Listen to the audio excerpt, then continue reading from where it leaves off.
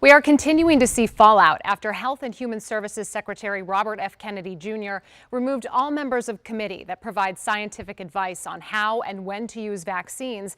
After the unprecedented move, Secretary Kennedy announced that he'll replace them with his own people, which critics say could lead to the panel being filled with anti-vaccine activists.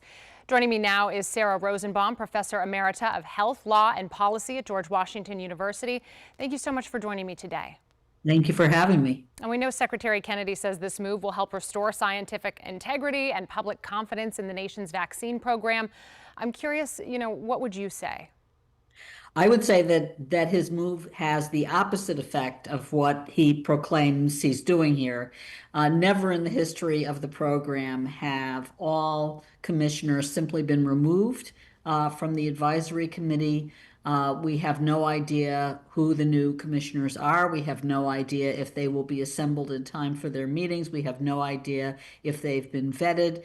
All of the guardrails for this kind of a committee, which I served on many years ago, have simply disappeared. We've just never had a Secretary of Health and Human Services do this. Now, the Secretary has already ended COVID vaccine recommendations for pregnant women and children. Are there some worries that he and whoever he appoints would take aim, of course, at more vaccines, broader vaccines? Yes, I think there's huge concern, and the concern has to do with the fact that all of us, all 200 plus million Americans with health insurance, 250 million Americans or more, depend on this committee to not only make the recommendations, but to set the standards that insurers follow. And so if they begin to roll back the recommendations, it's not just that the recommendations disappear, it's that we can no longer get insurance to pay for vaccines, which at times can be very expensive. For that reason, it's extremely important to have complete confidence in the committee.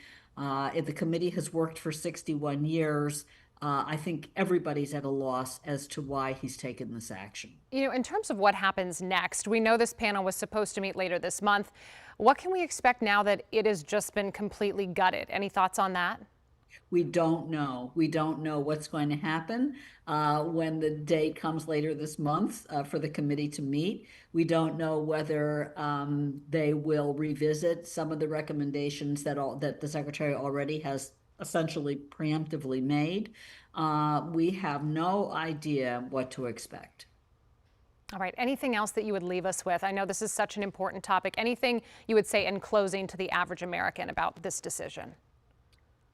Yeah, I mean, this decision is not only a public health decision. This decision determines whether your immunizations are going to be affordable to you.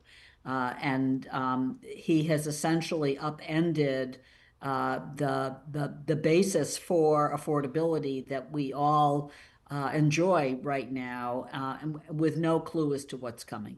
All right. Professor Emerita of Health, Law, and Policy at George Washington University, Sara Rosenbaum, thank you for your time and your expertise on this. We appreciate it.